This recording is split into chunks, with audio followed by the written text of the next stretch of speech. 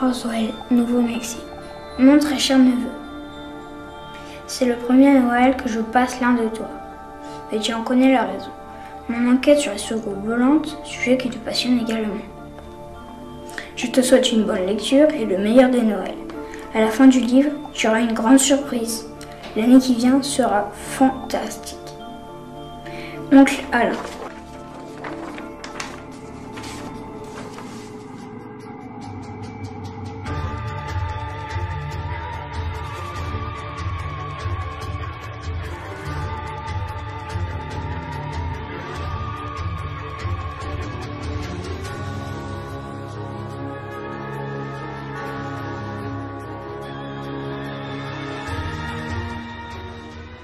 Depuis la nuit des temps, de mystérieux objets sillonnent les cieux de la Terre. Le fait n'est pas contestable.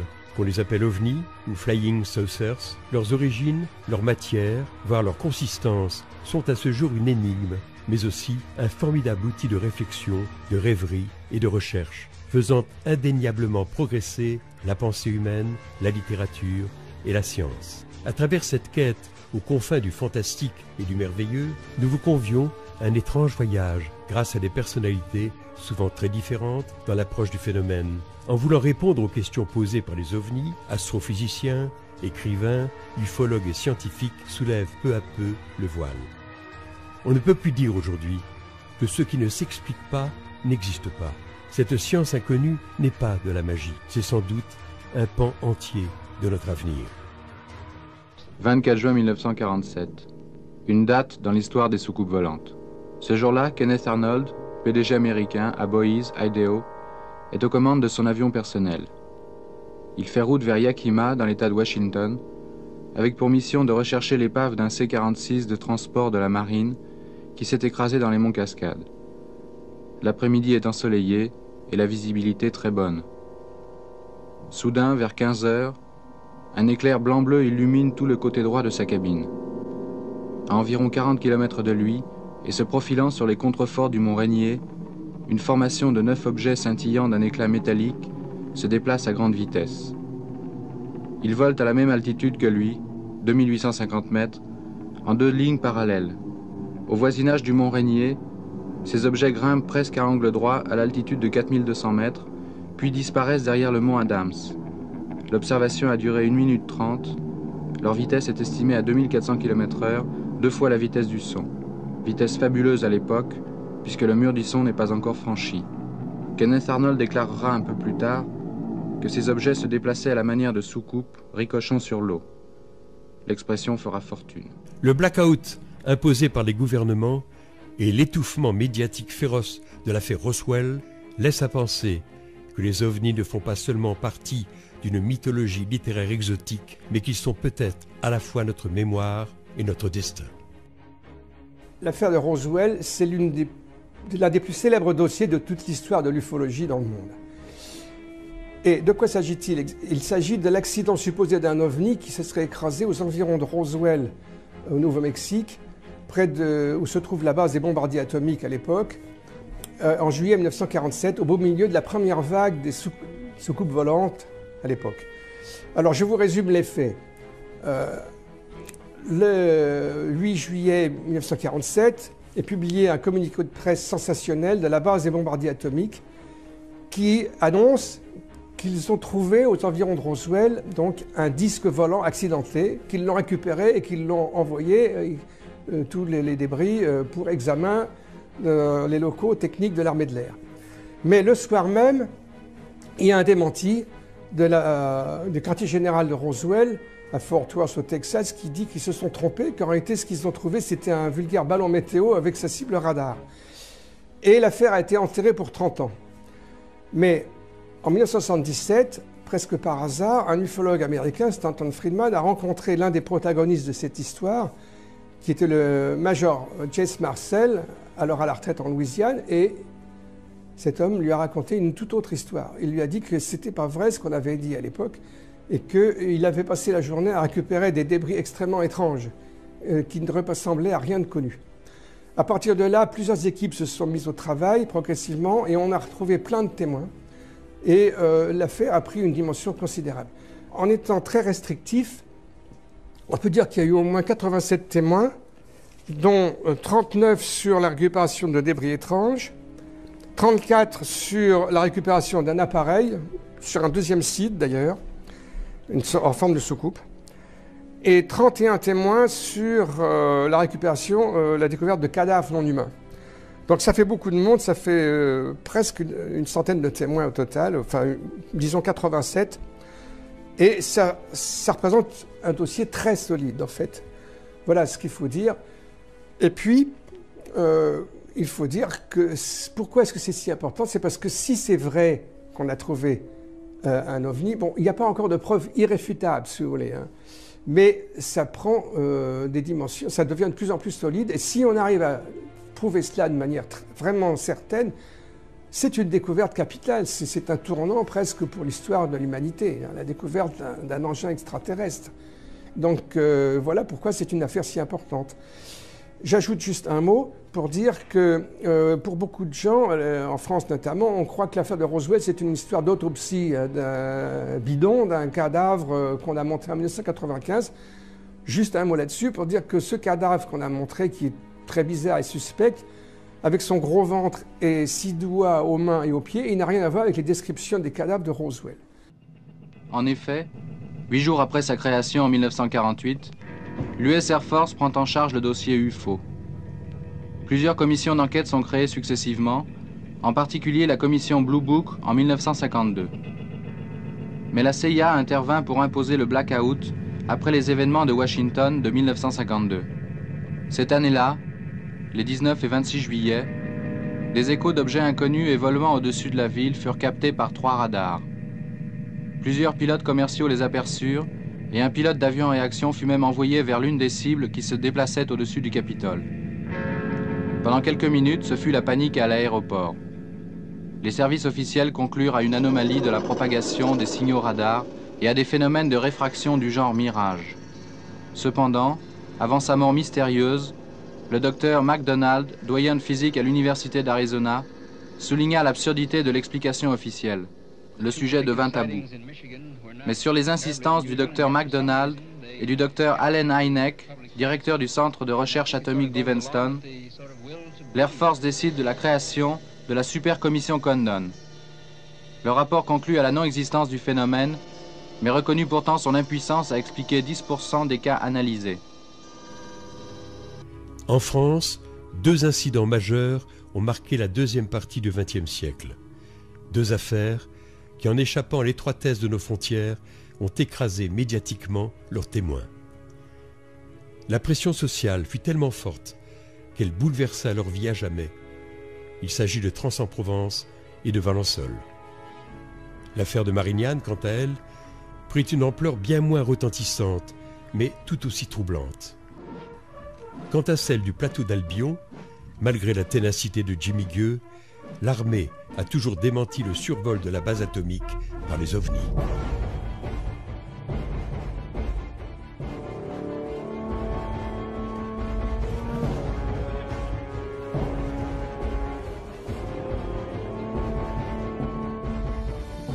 Voici ce qu'écrivait Jimmy Gueux à propos du plateau d'Albion en 1985. Les témoignages en notre possession se recoupent, et ceux qui émanent de sources militaires sont les plus détaillés. Chaque fois qu'un silo était ouvert, 48 heures plus tard, un énorme vaisseau venait se stabiliser en altitude. Il larguait des modules de reconnaissance, sphères ou soucoupes, qui eux descendaient pour faire un point fixe à 5 ou 10 mètres au-dessus du silo ouvert. Tout cela prouve à l'évidence que cette base de missiles stratégiques était sous la surveillance constante des extraterrestres.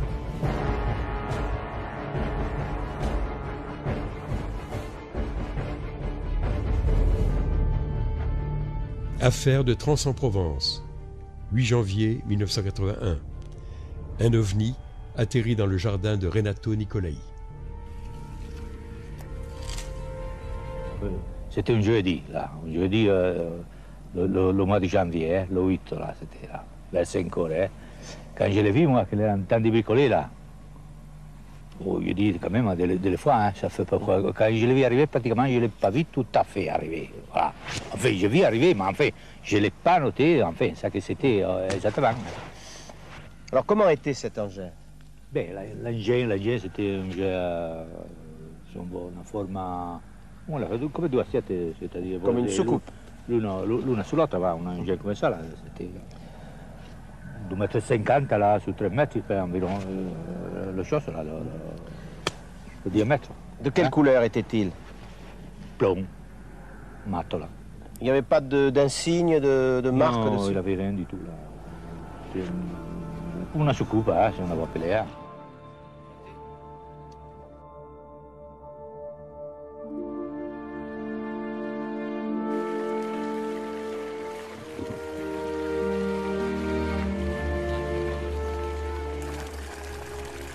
Le 1er juillet 1965, à l'aube, Maurice Mas est déjà à l'œuvre dans son champ de lavande. Alors qu'il roule une cigarette, il entend une sorte de sifflement très aigu. Face à lui, un engin en forme de ballon de rugby est posé sur un axe central, enfoui dans le sol. Aujourd'hui, Maurice Mas n'est plus de ce monde. C'est son ami de toujours, Maurice Chassepoul, qui nous conte cet événement hallucinant. Et là, qu'est-ce qu'il voit? Il voit un genre comme une dauphine, là, une grande dauphine, une grande voiture, avec 3 pieds et un pied central. Un petit bonhomme qui était penché sur les lavandes, qui était en train de regarder, et un autre devant, qui était devant ce qu'on appellera une soucoupe volante. Il s'approche, et dès qu'il s'approche, bien sûr, celui qui était penché le voit, appelle son copain, et à ce moment-là, ils sortent de leur poche un genre de tuyau long comme ça, et il le braque sur Maurice. Et à ce moment-là, il est carrément pétrifié. Il est tétanisé, pétrifié, il ne peut plus bouger. Il voit tout, il entend tout. Voilà un peu comment ça s'est passé, comment l'histoire s'est passée. Bon, après, il dit que les bonshommes sont remontés dans genre comme un volet, ça se soulevait comme un volet. La soucoupe s'est soulevée environ d'1 mètre. Les réacteurs, enfin, dessous, ça a commencé à bouger, mais avec un bruit pas très fort. Et à l'espace de quelques secondes, ça est parti du côté de Manosque, et ça a disparu. Mais à une vitesse exceptionnelle. Et l'endroit où la soucoupe a passé, toutes les lavandes étaient brûlées. Alors effectivement, d'après vous, est-ce qu'il y a eu une soucoupe volante à Valençol? Moi je crois, parce que d'après les empreintes qui se sont produites sur le terrain de M. Mas, effectivement un engin s'est posé là-dessus. Les empreintes sont très visibles? Sont très visibles, oui. Et ce n'est pas quelque chose qui peut être fait par des amateurs? Non, par aucun appareil connu, je ne crois pas. Et est-ce que M. Mas est une personne qui s'amuse à faire des blagues de temps en temps? Non, moi, là j'ai eu l'impression que vraiment il a dit la vérité, parce que vraiment il était un peu émotionné de l'engin qu'il avait vu. Depuis la plus haute antiquité, d'Hérodote à Tite-Live, de Platon à Cicéron, depuis Fontenelle et le siècle des Lumières, les écrits ont laissé les traces de l'ampleur du phénomène. Il en est de même pour les textes sacrés.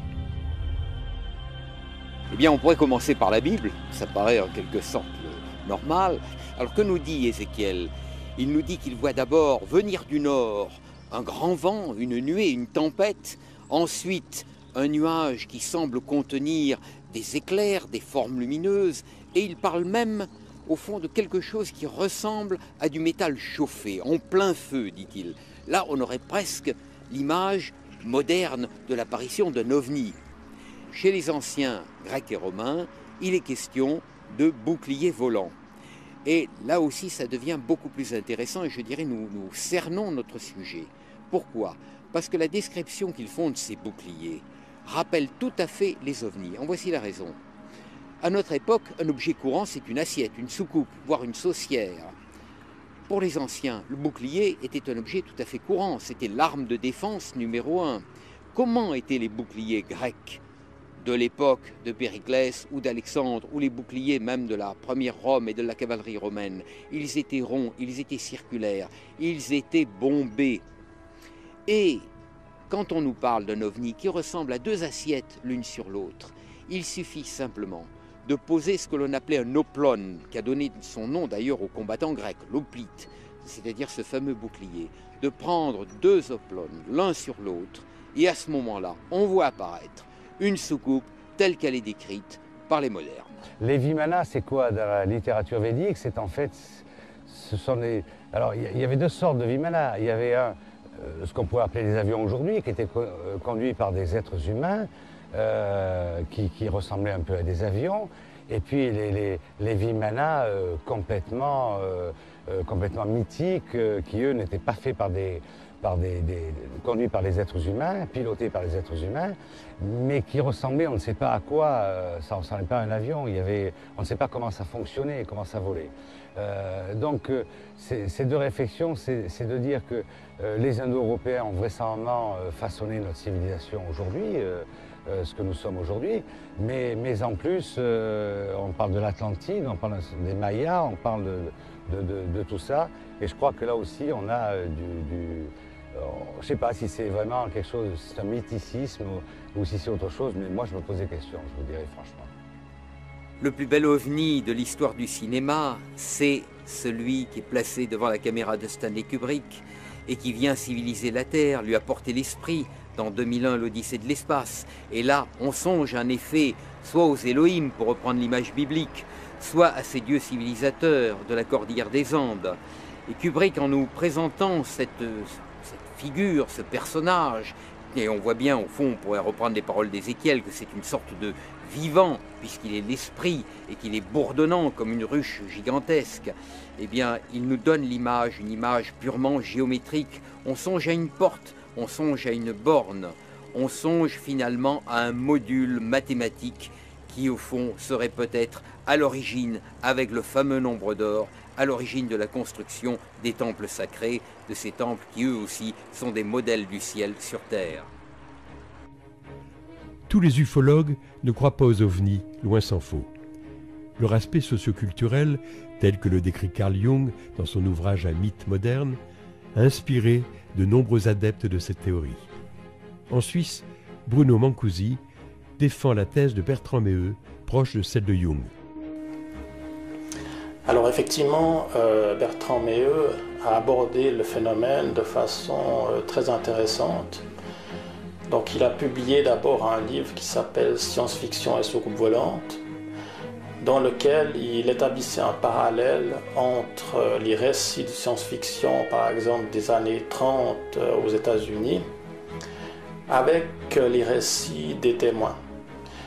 Et il a retrouvé un parallèle assez stupéfiant entre ces romans de science-fiction et les récits des témoins. Ensuite, il a écrit son livre Soucoupe volante et folklore, dans lequel il fait un parallèle entre les affaires de sorcellerie, par exemple, et les ovnis. Alors, il trouve que, par exemple, les rondes sorcières se retrouvent dans les traces d'ovnis, la marque du diable sur la sorcière se retrouve aussi sur les témoins d'ovnis, avec notamment les implants. L'odeur de soufre du diable se retrouve aussi chez les ovnis, avec soit l'odeur de soufre, soit l'odeur d'ozone. Bref, il y a un parallélisme très intéressant. Mais cette théorie ne nous apprend pas grand-chose sur la réalité ou non du phénomène. C'est-à-dire qu'on peut interpréter de deux façons complètement différentes. On peut se dire, voilà, vous voyez bien que les ovnis n'existent pas, puisque de tout temps, on a interprété ces phénomènes suivant la croyance de l'époque. Et donc, les ovnis ou les sorcières, je ne sais pas quoi, sont dans notre inconscient et les témoins imaginent les choses. Ou alors, on peut l'interpréter de façon plus croyante, c'est-à-dire, voyez bien que les ovnis existent, simplement on les a interprétés de manière différente. Au Moyen-Âge, on voyait des sorcières, tandis que maintenant, on voit des ovnis. Alors, ce rapport Cometa, effectivement, a fait beaucoup de bruit, Mais il a fait du bruit à cause de la personnalité des auteurs. Par contre, le contenu était assez, disons, croyant pour la réalité du phénomène. Et même, il y avait un passage assez incroyable sur Roswell. Donc, je ne pense pas que ça a fait beaucoup pour la crédibilité du phénomène. Au contraire, on peut dire que ça a décrédibilisé leurs auteurs. Je ne crois pas qu'il y ait vraiment une affaire, aussi bien documentée soit-elle, qui pourrait permettre de faire pencher la balance en tant que telle. Je pense c'est plutôt un ensemble de cas sélectionnés qui ensemble, pourraient permettre de penser qu'il y a une réalité peut-être différente, qu'il y a une réalité physique peut-être différente. On n'en a pas pour l'instant la preuve, on a dans le meilleur des cas des présomptions de peut-être l'existence de quelque chose par exemple, des phénomènes tels que la foudre en boule pourraient très bien être considérés comme des ovnis, des phénomènes rares atmosphériques, des choses comme ça pourraient très bien être pris pour des ovnis à juste titre par des témoins et par des enquêteurs, et pourraient très bien également éclairer la science sur un domaine peu connu. C'est une possibilité, il y en a d'autres. Aimé Michel était avant tout, pour comprendre son parcours, c'était avant tout un penseur, un philosophe, et je crois il est devenu, on pourrait dire, un petit peu par accident ufologue, et on le considère comme étant un des pionniers de l'ufologie, mais c'est un petit peu un accident de parcours. En fait, au début des années 50, donc, il est intéressé par de multiples sujets, dont les soucoupes volantes, qui est un nouveau thème. Il publie un ouvrage qui s'appelle Lueurs sous les soucoupes volantes en 1954. On est en France en pleine vague de soucoupes volantes, c'est la plus grande vague qu'ait connue la France à cette période. On publie jusqu'à 60 notifications, observations par jour, il y a des affaires d'atterrissage, des humanoïdes qui sont observés, etc. Donc il publie ce livre qui est un des deux premiers ouvrages publiés par des auteurs français. Et donc à ce titre, effectivement, on l'a considéré, à son corps défendant un petit peu, comme étant l'un des pionniers de l'ufologie en France. Mais en fait, il situait les soucoupes volantes dans un cadre beaucoup plus large. Pour lui, c'était une façon de questionner le réel. Voici 3 témoignages sincères. Les témoins ne sont pas des affabulateurs en mal de sensationnel. Ils relatent simplement les faits qui les ont bouleversés. Si parfois on peut penser que des phénomènes naturels hors du commun sont à l'origine d'une observation, que dire lorsqu'il reste des traces physiques sur les personnes? C'est le cas de Philippe Michon, de Sylvia Gros-Desormeaux et de Jean-Charles Hilde. J'avais à peine pris mon virage, j'étais à une vitesse de 45 km/h, que j'ai vu arriver par l'autre route une sphère de lumière rouge venir à grande vitesse. Et tout d'un coup, j'ai senti mon corps monter en température.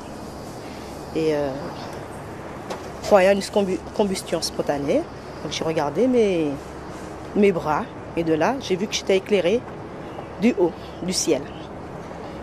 J'ai vu quelque chose, j'étais au milieu de la cour et j'allais pour sortir, donc je me dirigeais vers le portail et rejoindre mes petits collègues pour aller jouer. Et puis j'ai vu quelque chose venir, je sais pas, que j'ai vu avec le temps, c'est assez vague, mais un losange. Et dans ce losange, il y avait un autre losange, jusqu'à ce qu'il, en venant vers moi, donc il devienne de plus en plus grand. La campagne, tout s'est illuminé dans une couleur rouge-orangé. Et là, j'ai eu une impression de chaleur qui se faisait derrière moi. Je me suis retourné. Et là, cette sphère de lumière était sur la banquette arrière du véhicule. Comme si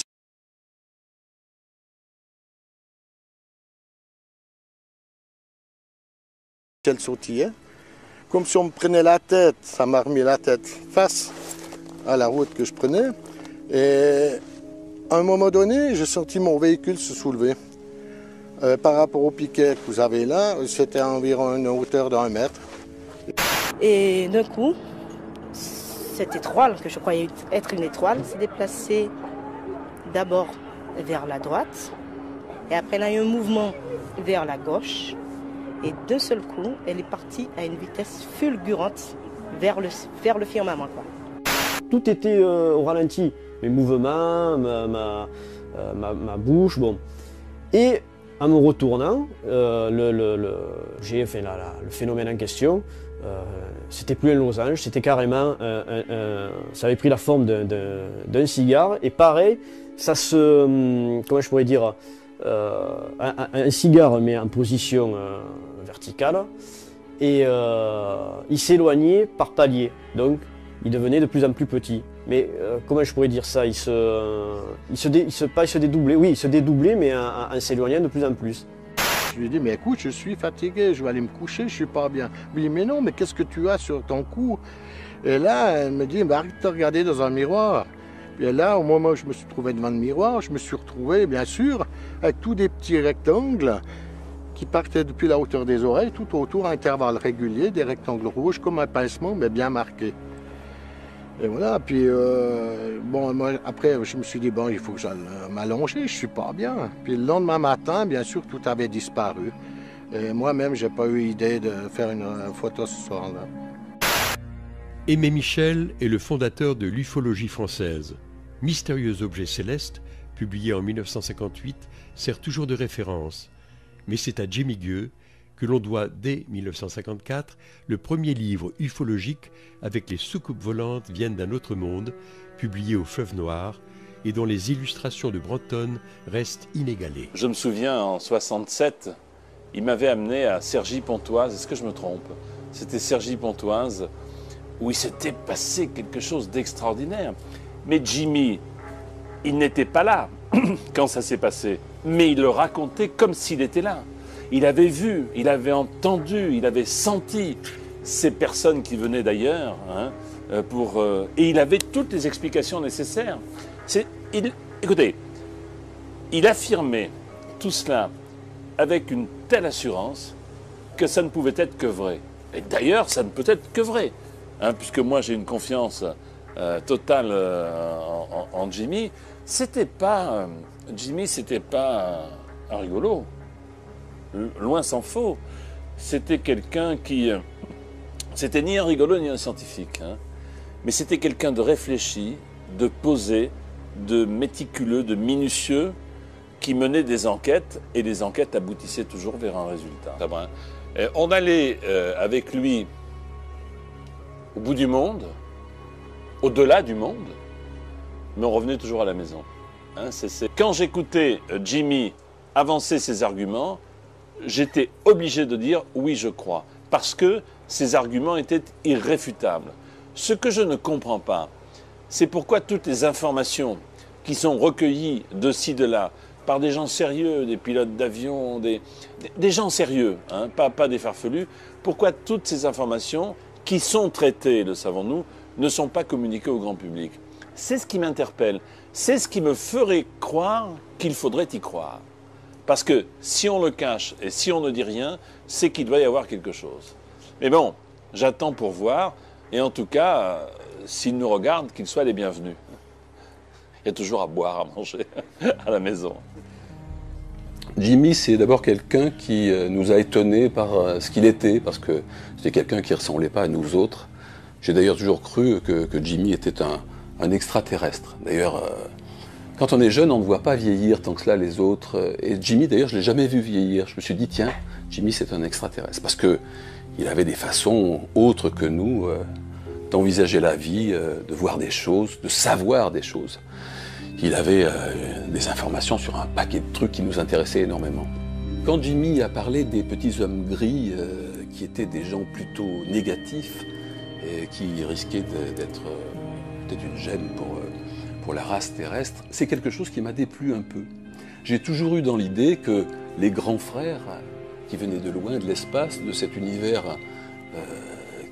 qui entretient mon rêve permanent, c'était des êtres d'une immense bonté, plein de lumière, d'une sagesse hors du commun, et capables de tout m'apprendre, de m'apprendre l'amour que je n'ai pas suffisamment donné aux autres, capables de m'apprendre toutes ces techniques qui me font rêver et que j'aime par-dessus tout. J'adore les techniques. Toute l'imagination qui est la mienne et que je n'aurai jamais suffisamment. Je rêve d'avoir une imagination plus grande que celle-là. Parce que si on essaye de rentrer le problème extraterrestre, on peut se dire que l'humain a une imagination trop pauvre pour essayer d'imaginer toute la grandeur, l'immensité et le côté génial de ce que sont les extraterrestres. Et donc je suis désespéré que mon imagination n'aille pas plus loin. Donc je me dis que un jour peut-être, et d'ailleurs heureusement on a vu de très bons films qui sont allés dans ce sens-là, hein, Rencontre du troisième type, etc. Tout ce bonheur d'aller à la rencontre de l'autre, de celui qui est plus fort, plus grand, plus merveilleux, et puis tout d'un coup de soi-même de s'améliorer, qu'il vous donne les 2 ou 3 marches qui vont vous permettre d'aller vers eux.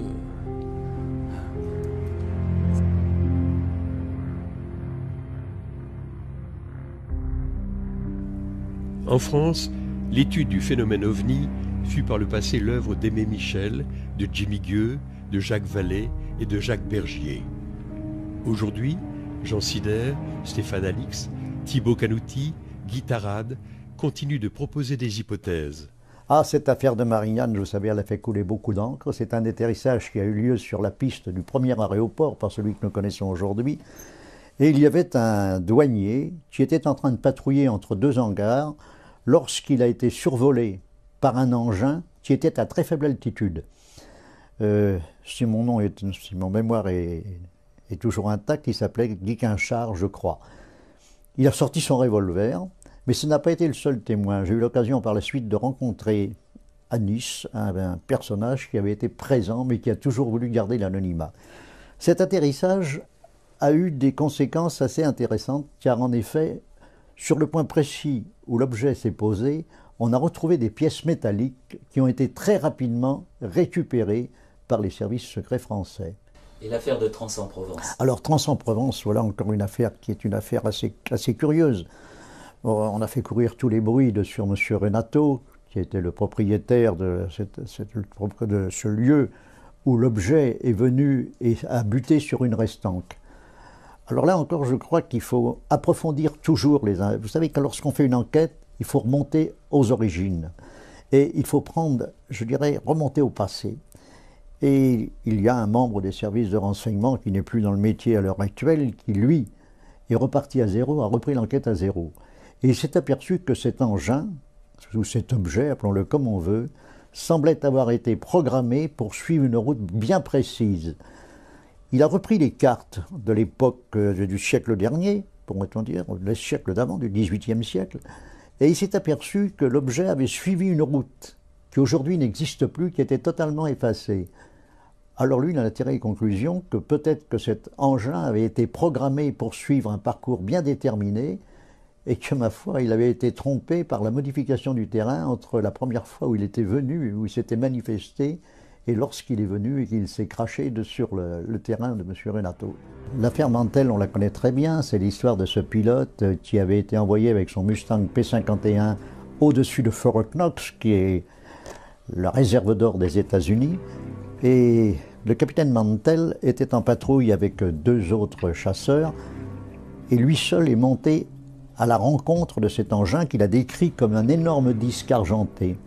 Et au moment où il a été pour l'intercepter, toutes les communications radio ont été coupées et on a retrouvé les traces de son appareil sur, je dirais, des dizaines de kilomètres carrés de surface. Le corps du pilote n'a jamais été retrouvé. Après plus de 50 ans de recherche, je ne peux vous dire qu'une seule chose. Le phénomène existe, c'est un phénomène intelligent, il n'est pas d'origine humaine, et il y a eu des contacts entre l'intelligence qui manipule le phénomène et des terriens. Maintenant, il ne faut pas voir les ovnis sous la forme de tôle boulon. Pour moi, c'est quelque chose que j'ai effacé depuis longtemps. Je pense que nous sommes peut-être en face des vecteurs qui remontent le temps, qui viennent d'une dimension parallèle, que la physique quantique nous révélera un jour ou l'autre. Les ovnis ne sont peut-être que des hologrammes pouvant prendre les formes les plus étranges, se multipliant à l'infini dans l'espace et le temps, projetés par une force incroyablement puissante et invincible, la vie. Et si la solution du mystère passait par l'humour de Jacques Bergier? Les ovnis, disait-il, ne sont rien d'autre que des hallucinations collectives provoquées par des extraterrestres. En fait, cette boutade est encore plus sérieuse qu'il n'y paraît. Il est fort possible en effet que nos visiteurs nous leurrent en testant tout simplement notre ignorance grâce à des images virtuelles. Jacques Bergier pensait à un univers multiple, un multivers, où réalité et imagination sont interdépendantes. Au fond, il y aurait deux mondes.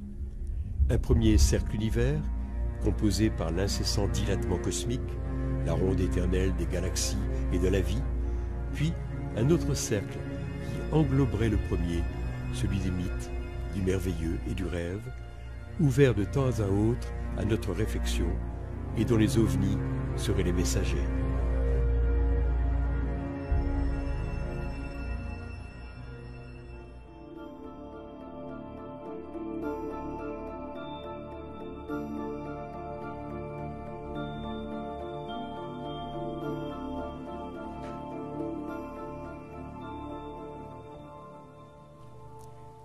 La littérature et notamment le mouvement surréaliste intégrèrent les ovnis à leur imaginaire.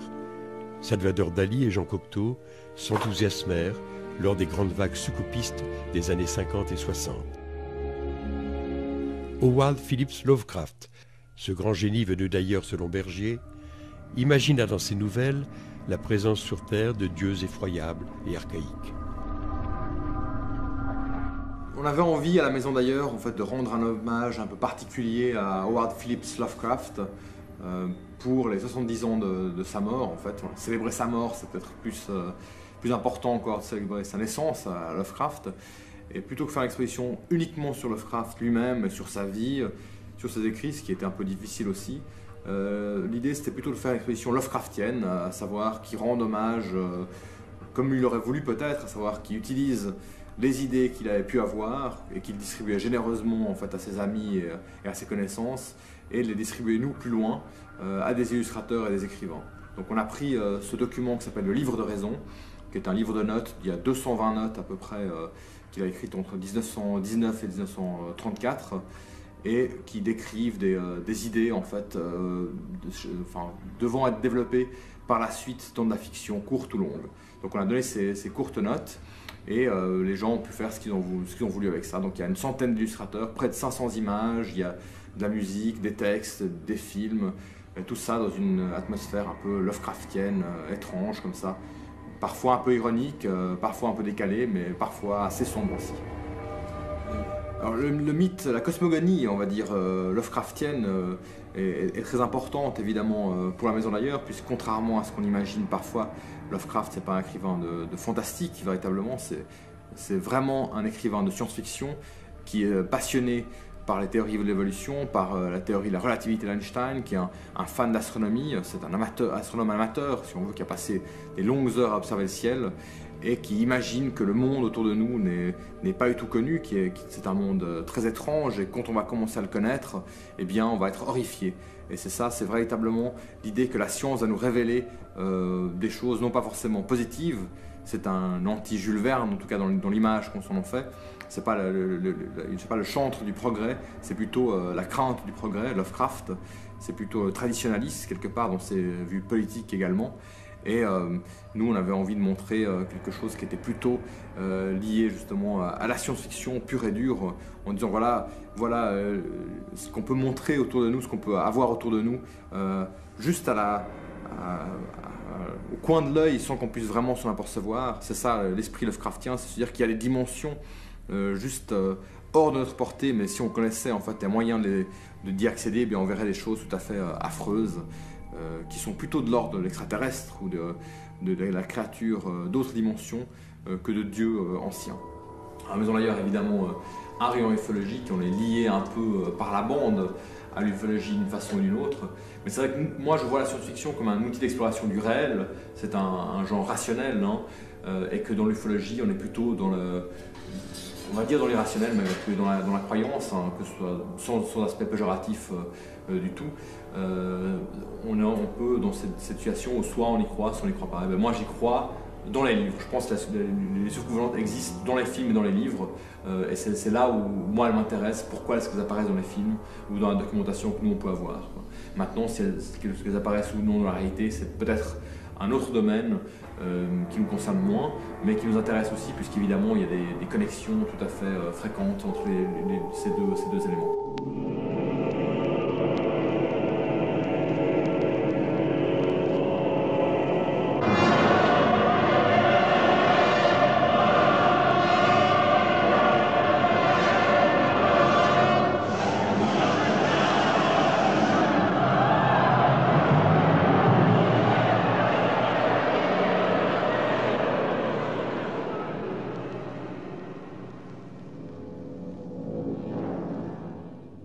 Il faut savoir déjà que les films d'extraterrestres sont essentiellement hollywoodiens. Donc moi, quand j'ai commencé à travailler sur cette question-là, il y a bien des films russes, hein, comme Aelita par exemple, mais c'est vrai que c'est un cinéma qui est essentiellement hollywoodien.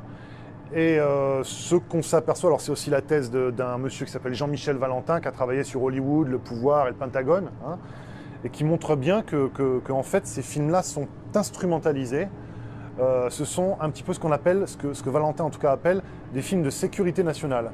Alors, il parle peu des films d'extraterrestres, des films d'OVNI dans son étude, mais c'est un petit peu le même processus. En fait, derrière, on retrouve un petit peu le macartisme, la peur de l'ennemi soviétique en l'occurrence, ennemi de l'intérieur, puisque très souvent, on le voit, c'est le cas dans Invaders from Mars, c'est le cas dans beaucoup d'autres, ça va être vraiment le schéma de beaucoup d'autres films jusqu'au très récent avec Nicole Kidman, Invasion, qui reprend le même thème. C'est l'ennemi ressemble à l'humain, il est caché parmi nous, donc c'est d'autant plus inquiétant et c'est d'autant plus difficile de le voir. Hein, c'est un ennemi qui est finalement très proche de l'humain. Oui, elle s'est adoucie avec notamment des films comme Rencontre du troisième type.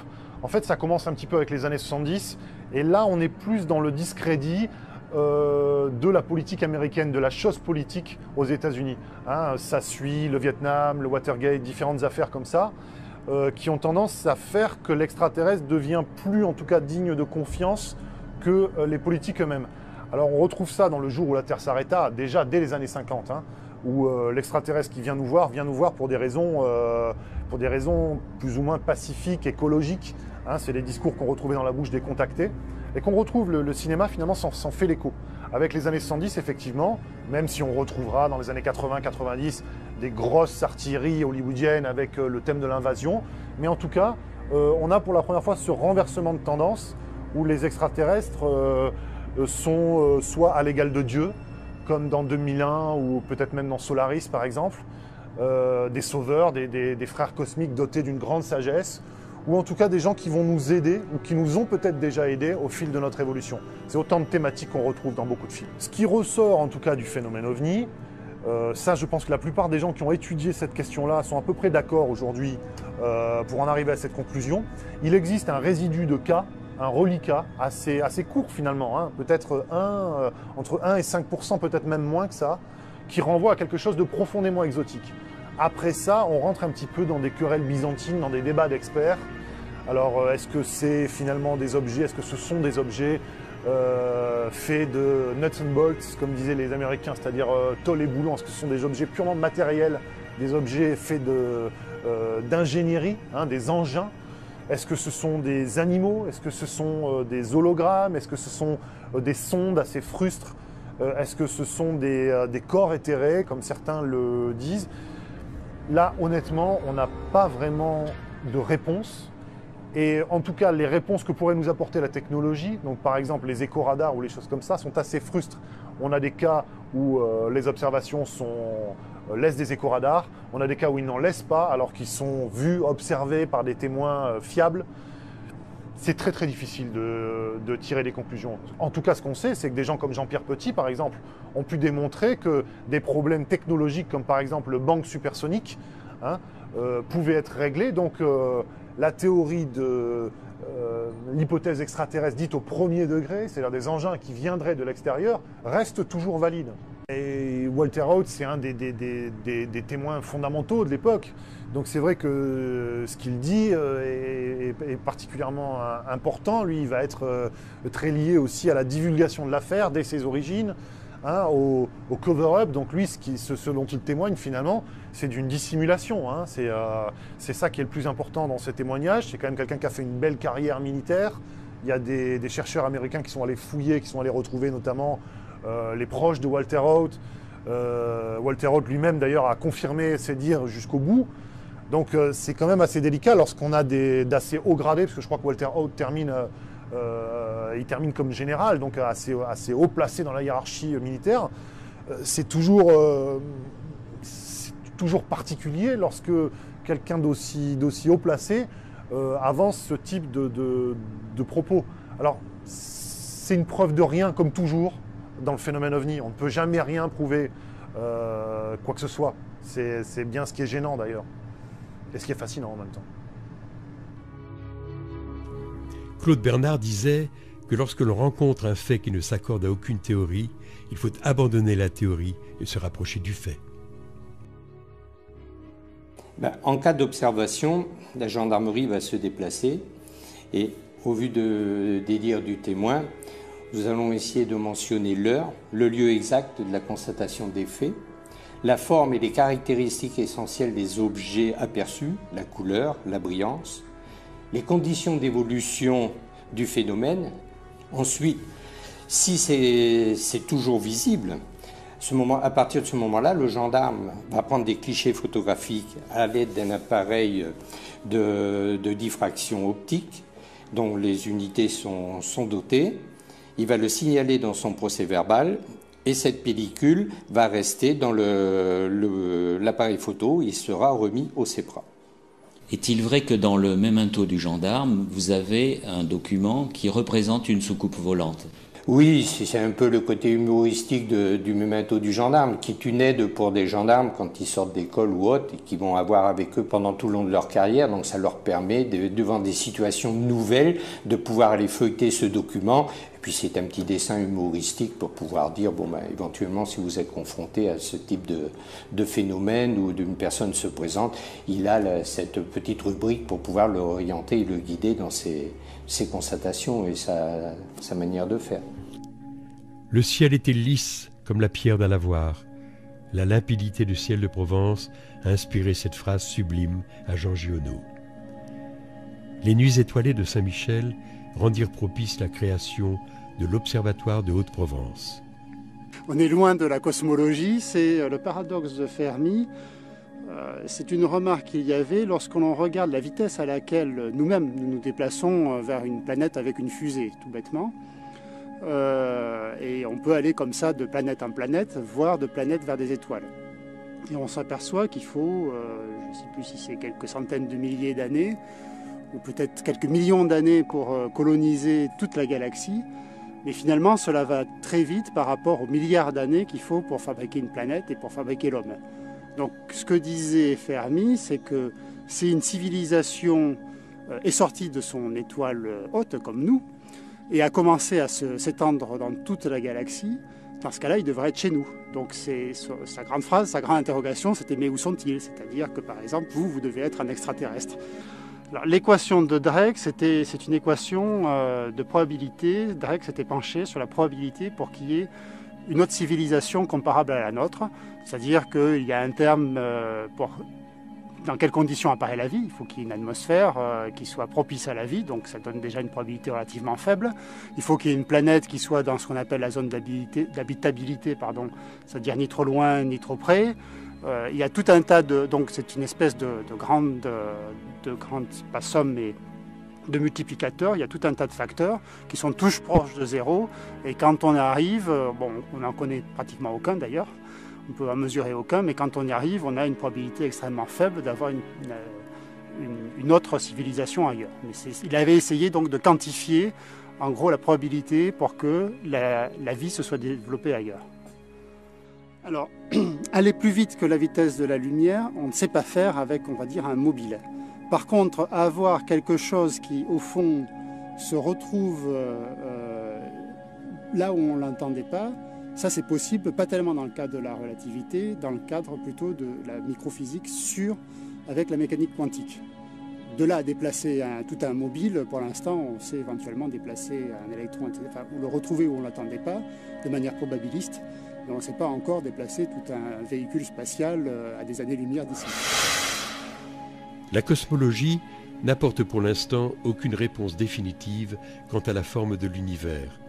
Cependant, les récentes découvertes d'exoplanètes laissent à penser que vraisemblablement la vie existe ailleurs. L'idée, c'est que si une planète tourne autour d'une autre étoile que le Soleil, eh bien, par chance, il peut arriver que cette planète passe devant l'étoile. Et à ce moment-là, en passant devant l'étoile, elle va cacher une partie de la lumière de l'étoile et depuis la Terre, on va voir l'éclat de l'étoile qui va diminuer un petit peu pendant quelques heures, le temps que la planète passe devant l'étoile. Et en l'an 2000, donc il y a 7 ans maintenant, on a découvert comme ça la première planète extrasolaire par la technique des transits. C'était autour de l'étoile HD 209 458. Et c'est la première fois qu'on détectait par cette technique une planète autour d'une autre étoile.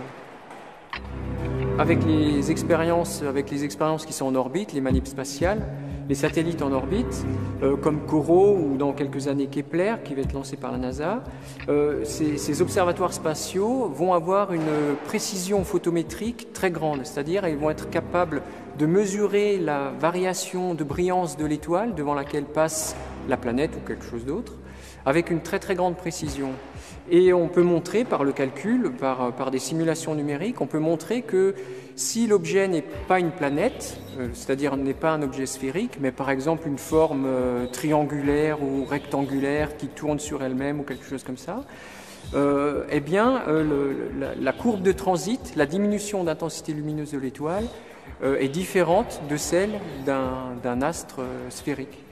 Ça m'a donné l'idée justement de dire que s'il existe autour d'autres étoiles, sur des planètes, des civilisations technologiquement avancées, plus avancées que nous en l'occurrence, qui seraient capables de construire dans l'espace des structures de la taille d'une planète, hein, comme l'étoile de la mort dans Star Wars, eh bien on pourrait depuis la Terre, enfin disons avec les observatoires spatiaux qui sont en orbite actuellement ou qui vont être en orbite d'ici 2 ou 3 ans, on devrait être capable de les détecter. Donc on a des outils actuellement en orbite qui vont nous permettre de dire si oui ou non ces civilisations extraterrestres intelligentes, technologiquement très avancées, existent ou sont très courantes dans la galaxie ou pas. Oui, alors l'exobiologie, c'est un domaine scientifique multidisciplinaire qui regroupe aussi bien des astronomes que des géologues, que des gens qui s'occupent de planétologie, que des chimistes, que des biologistes, et qui cherchent à répondre à la question: existe-t-il de la vie en dehors de la Terre, sur les planètes autour des autres étoiles? Donc aujourd'hui, on cherche toujours cette vie extraterrestre, on ne l'a pas trouvée. On la cherche dans le système solaire, depuis des années on la cherche sur Mars en particulier.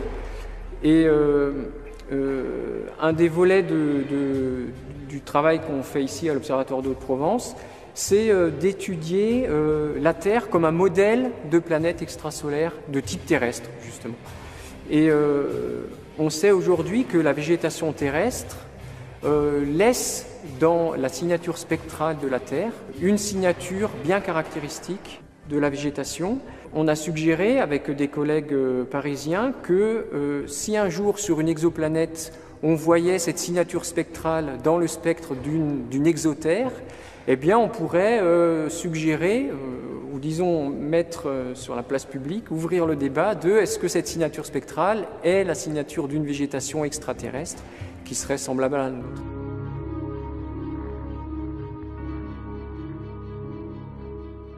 La présence d'extraterrestres aux confins de l'univers étonnera certains. Pourtant, de nombreux pilotes de ligne vous diront qu'ils sont déjà parmi nous. Le document que vous allez voir est la reconstitution par Nippon TV de ce qui s'est passé à bord d'un Boeing 747 de la Japan Airlines, poursuivi par un ovni au-dessus de l'Alaska le 17 novembre 1986. Selon le capitaine Teraoshi, la poursuite a duré 50 minutes sur le vol Paris-Tokyo. Vers 17h10, le pilote aperçoit soudain une lumière orange. Le fait est confirmé par la tour de contrôle d'Anchorage. Puis, 2 lumières, puis plusieurs, se rapprochent de l'appareil.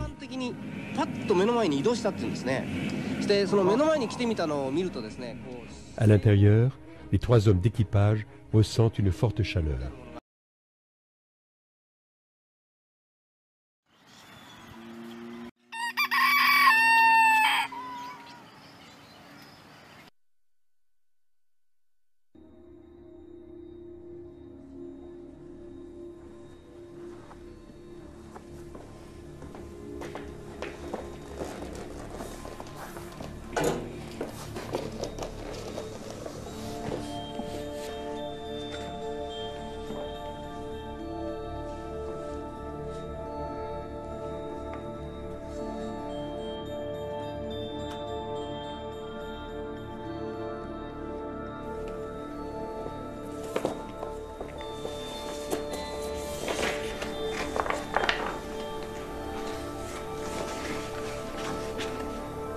Roswell, Nouveau-Mexique.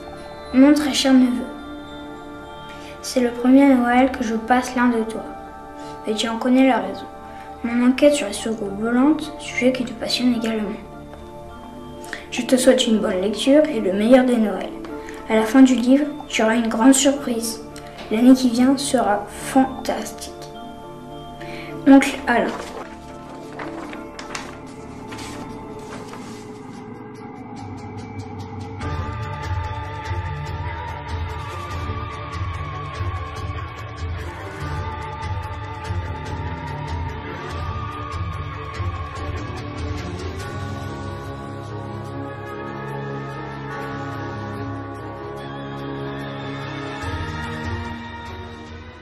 Depuis la nuit des temps, de mystérieux objets sillonnent les cieux de la Terre. Le fait n'est pas contestable.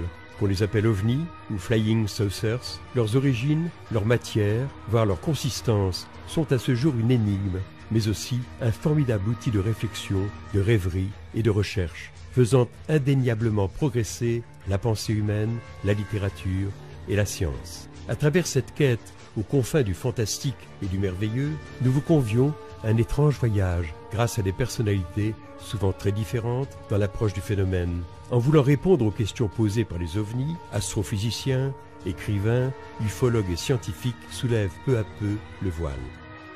On ne peut plus dire aujourd'hui que ce qui ne s'explique pas n'existe pas. Cette science inconnue n'est pas de la magie, c'est sans doute un pan entier de notre avenir. 24 juin 1947, une date dans l'histoire des soucoupes volantes. Ce jour-là, Kenneth Arnold, PDG américain à Boise, Idaho, est aux commandes de son avion personnel. Il fait route vers Yakima, dans l'État de Washington, avec pour mission de rechercher l'épave d'un C-46 de transport de la marine qui s'est écrasé dans les monts Cascades. L'après-midi est ensoleillé et la visibilité très bonne. Soudain, vers 15 heures, un éclair blanc-bleu illumine tout le côté droit de sa cabine. À environ 40 km de lui, et se profilant sur les contreforts du mont Rainier, une formation de 9 objets scintillant d'un éclat métallique se déplace à grande vitesse. Ils volent à la même altitude que lui, 2850 mètres, en 2 lignes parallèles. Au voisinage du mont Rainier, ces objets grimpent presque à angle droit à l'altitude de 4200 mètres, puis disparaissent derrière le mont Adams. L'observation a duré 1 minute 30. Leur vitesse est estimée à 2400 km/h, 2 fois la vitesse du son.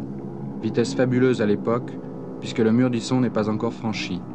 Kenneth Arnold déclarera un peu plus tard que ces objets se déplaçaient à la manière de soucoupes ricochant sur l'eau. L'expression fera fortune. Le blackout imposé par les gouvernements et l'étouffement médiatique féroce de l'affaire Roswell laissent à penser que les ovnis ne font pas seulement partie d'une mythologie littéraire exotique, mais qu'ils sont peut-être à la fois notre mémoire et notre destin. L'affaire de Roswell, c'est l'un des plus célèbres dossiers de toute l'histoire de l'ufologie dans le monde. Et de quoi s'agit-il? Il s'agit de l'accident supposé d'un ovni qui se serait écrasé aux environs de Roswell, au Nouveau-Mexique, près où se trouve la base des bombardiers atomiques à l'époque, en juillet 1947, au beau milieu de la première vague des soucoupes volantes à l'époque. Alors je vous résume les faits.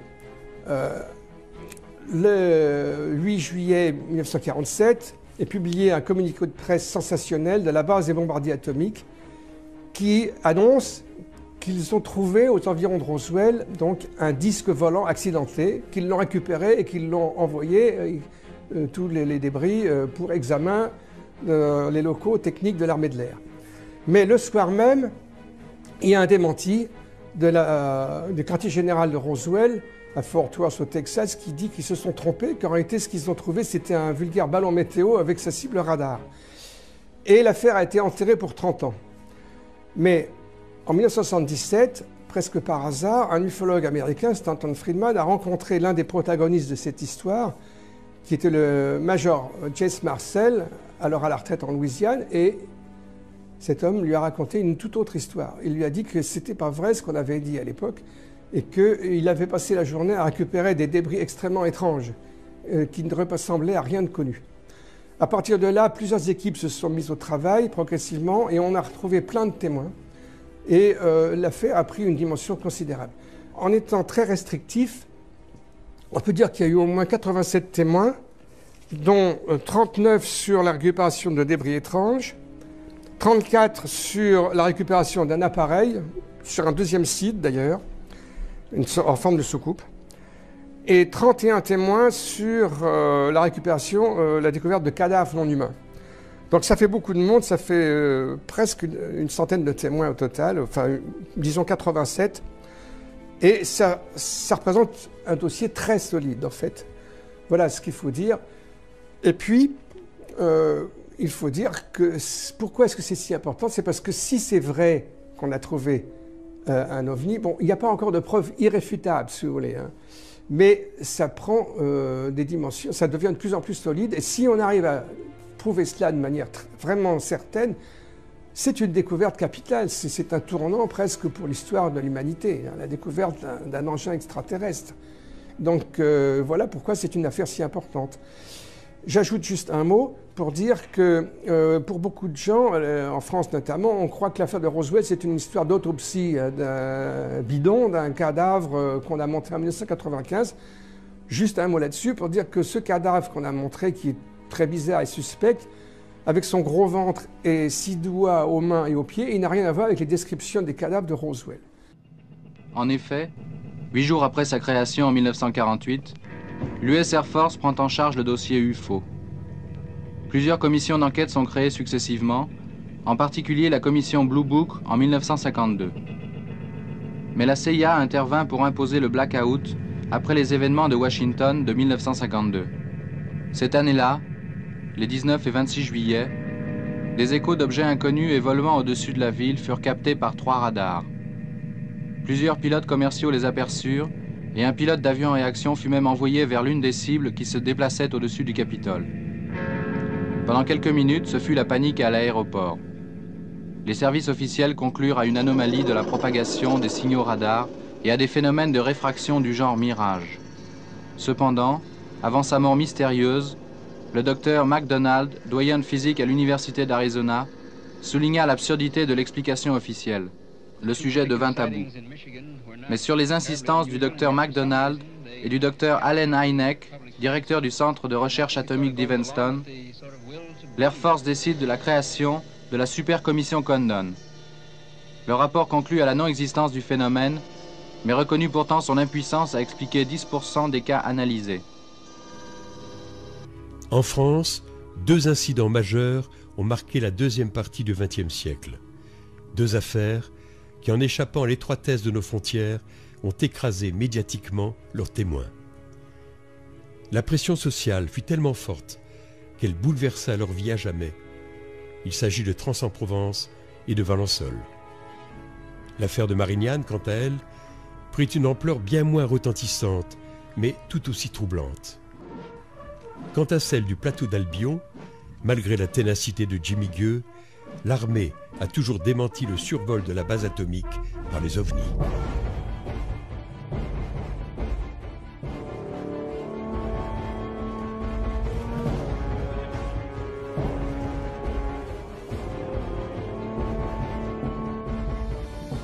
Voici ce qu'écrivait Jimmy Gueux à propos du plateau d'Albion en 1985.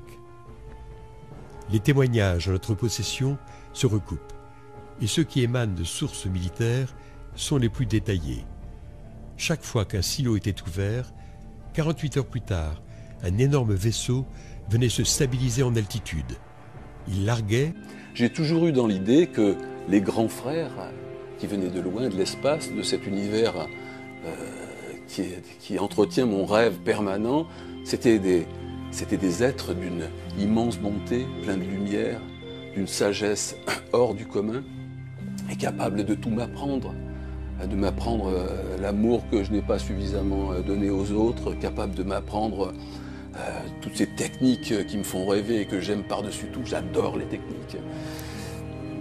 Toute l'imagination qui est la mienne et que je n'aurai jamais suffisamment. Je rêve d'avoir une imagination plus grande que celle-là. Parce que si on essaye de rentrer dans le problème extraterrestre, on peut se dire que l'humain a une imagination trop pauvre pour essayer d'imaginer toute la grandeur, l'immensité et le côté génial de ce que sont les extraterrestres. Et donc je suis désespéré que mon imagination n'aille pas plus loin. Donc je me dis que un jour peut-être, et d'ailleurs heureusement on a vu de très bons films qui sont allés dans ce sens-là, hein, Rencontre du troisième type, etc. Tout ce bonheur d'aller à la rencontre de l'autre, de celui qui est plus fort, plus grand, plus merveilleux, et puis tout d'un coup de soi-même de s'améliorer, qu'il vous donne les 2 ou 3 marches qui vont vous permettre d'aller vers eux.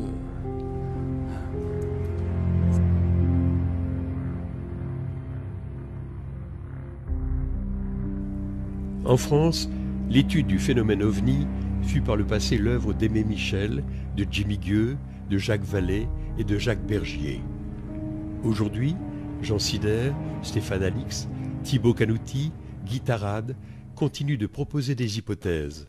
Ah, cette affaire de Marignane, vous savez, elle a fait couler beaucoup d'encre. C'est un atterrissage qui a eu lieu sur la piste du premier aéroport, par celui que nous connaissons aujourd'hui. Et il y avait un douanier qui était en train de patrouiller entre 2 hangars lorsqu'il a été survolé par un engin qui était à très faible altitude. Si mon mémoire est toujours intact, il s'appelait Guy Quinchard, je crois. Il a sorti son revolver, mais ce n'a pas été le seul témoin. J'ai eu l'occasion par la suite de rencontrer à Nice un personnage qui avait été présent, mais qui a toujours voulu garder l'anonymat.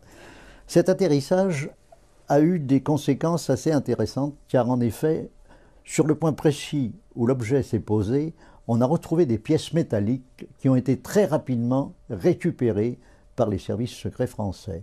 Et l'affaire de Trans-en-Provence? Alors, Trans-en-Provence, voilà encore une affaire qui est une affaire assez curieuse. On a fait courir tous les bruits sur M. Renato, qui était le propriétaire de ce lieu où l'objet est venu et a buté sur une restanque. Alors là encore, je crois qu'il faut approfondir toujours les... Vous savez que lorsqu'on fait une enquête, il faut remonter aux origines. Et il faut remonter au passé. Et il y a un membre des services de renseignement qui n'est plus dans le métier à l'heure actuelle, qui lui est reparti à zéro, a repris l'enquête à zéro. Et il s'est aperçu que cet engin, ou cet objet, appelons-le comme on veut, semblait avoir été programmé pour suivre une route bien précise. Il a repris les cartes de l'époque du siècle dernier, pourrait-on dire, le siècle d'avant, du XVIIIe siècle, et il s'est aperçu que l'objet avait suivi une route qui aujourd'hui n'existe plus, qui était totalement effacée. Alors lui, il en a tiré les conclusions que peut-être que cet engin avait été programmé pour suivre un parcours bien déterminé, et que, ma foi, il avait été trompé par la modification du terrain entre la première fois où il était venu, où il s'était manifesté, et lorsqu'il est venu et qu'il s'est craché sur le terrain de M. Renato. L'affaire Mantell, on la connaît très bien, c'est l'histoire de ce pilote qui avait été envoyé avec son Mustang P51 au-dessus de Fort Knox, qui est la réserve d'or des États-Unis, et le capitaine Mantell était en patrouille avec 2 autres chasseurs, et lui seul est monté à la rencontre de cet engin qu'il a décrit comme un énorme disque argenté. Et au moment où il a été pour l'intercepter, toutes les communications radio ont été coupées et on a retrouvé les traces de son appareil sur, je dirais, des dizaines de kilomètres carrés de surface. Le corps du pilote n'a jamais été retrouvé. Après plus de 50 ans de recherche, je ne peux vous dire qu'une seule chose. Le phénomène existe, c'est un phénomène intelligent, il n'est pas d'origine humaine, et il y a eu des contacts entre l'intelligence qui manipule le phénomène et des terriens. Maintenant, il ne faut pas voir les ovnis sous la forme de tôle boulon. Là, pour moi, c'est quelque chose que j'ai effacé depuis longtemps. Je pense que nous sommes peut-être en face des vecteurs qui remontent le temps, qui viennent d'une dimension parallèle, que la physique quantique nous révélera un jour ou l'autre. Les ovnis ne sont peut-être que des hologrammes pouvant prendre les formes les plus étranges, se multipliant à l'infini dans l'espace et le temps, projetés par une force incroyablement puissante et invincible, la vie. Et si la solution du mystère passait par l'humour de Jacques Bergier? Les ovnis, disait-il, ne sont rien d'autre que des hallucinations collectives provoquées par des extraterrestres. En fait, cette boutade est encore plus sérieuse qu'il n'y paraît. Il est fort possible, en effet, que nos visiteurs nous leurrent en testant tout simplement notre ignorance grâce à des images virtuelles. Jacques Bergier pensait à un univers multiple, un multivers, où réalité et imagination sont interdépendantes. Au fond, il y aurait deux mondes. Un premier cercle-univers, composé par l'incessant dilatement cosmique, la ronde éternelle des galaxies et de la vie, puis un autre cercle qui engloberait le premier, celui des mythes, du merveilleux et du rêve, ouvert de temps à autre à notre réflexion et dont les ovnis seraient les messagers.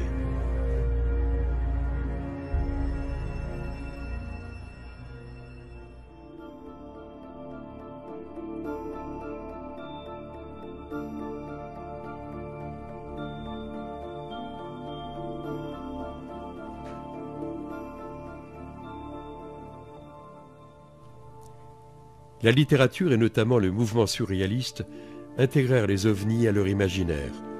Salvador Dali et Jean Cocteau s'enthousiasmèrent lors des grandes vagues succoupistes des années 50 et 60. Howard Phillips Lovecraft, ce grand génie venu d'ailleurs selon Bergier, imagina dans ses nouvelles la présence sur Terre de dieux effroyables et archaïques.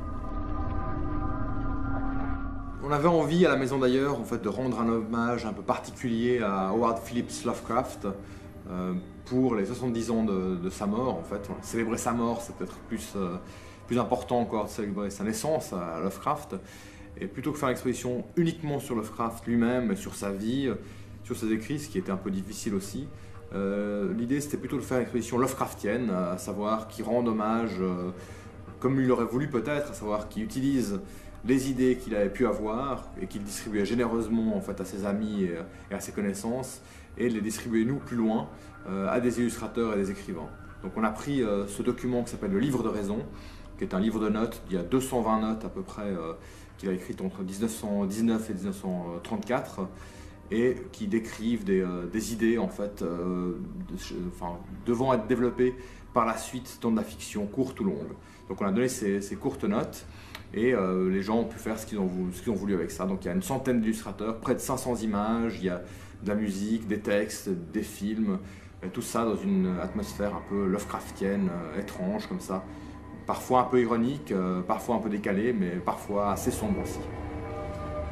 Alors le mythe, la cosmogonie, on va dire, Lovecraftienne est très importante évidemment pour la Maison d'ailleurs, puisque contrairement à ce qu'on imagine parfois, Lovecraft c'est pas un écrivain de fantastique véritablement, c'est vraiment un écrivain de science-fiction qui est passionné par les théories de l'évolution, par la théorie de la relativité d'Einstein, qui est un fan d'astronomie, c'est un astronome amateur, si on veut, qui a passé des longues heures à observer le ciel, et qui imagine que le monde autour de nous n'est pas du tout connu, c'est un monde très étrange, et quand on va commencer à le connaître, eh bien on va être horrifié.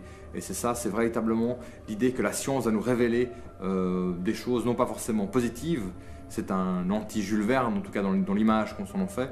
C'est pas le chantre du progrès, c'est plutôt la crainte du progrès. Lovecraft, c'est plutôt traditionnaliste quelque part dans ses vues politiques également. Et nous, on avait envie de montrer quelque chose qui était plutôt lié justement à la science-fiction pure et dure, en disant voilà ce qu'on peut montrer autour de nous, ce qu'on peut avoir autour de nous, juste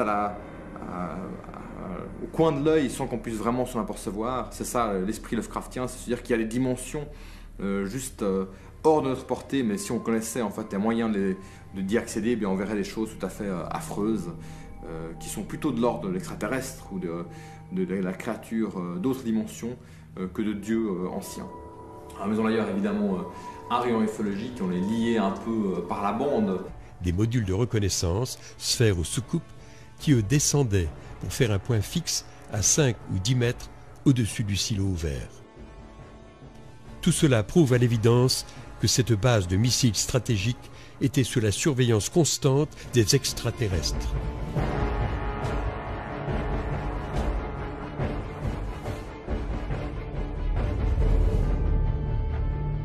Affaire de Trans-en-Provence, 8 janvier 1981. Un ovni atterrit dans le jardin de Renato Nicolai. C'était un jeudi, là. Un jeudi, le mois de janvier, le 8, là, c'était là, vers 5 heures. Quand je l'ai vu, moi, qu'il est en train de bricoler, là, Oh, je dis quand même des fois, hein, ça fait pas. Quand je l'ai vu arriver, pratiquement, je ne l'ai pas vu tout à fait arriver. Voilà. Enfin, je l'ai vu arriver, mais enfin, je ne l'ai pas noté, enfin, ça que c'était exactement. Alors, comment était cet engin? Ben, l'engin, c'était un engin, una forma, come due assiette, c'est-à-dire... Comme une soucoupe. L'una sull'altra, va, un engin come ça, là, c'était 2,50 m là, sur 3 mètres, il fait environ le chose, là, le diamètre. De quelle couleur était-il? Plomb, mat, là. Il n'y avait pas d'insigne, de marque non, dessus? il n'avait rien du tout, là. Una soucoupe, hein, si on avait appelé, hein.